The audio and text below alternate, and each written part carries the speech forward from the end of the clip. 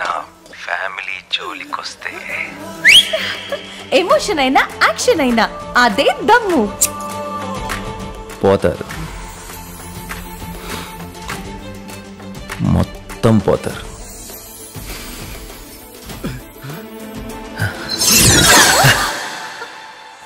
అన్నా మీరా? నీ వంటలో భలే దమ్ముందమ్మా. నీ అంత దమ్మున్న కారమే వాడుతున్నానన్నా.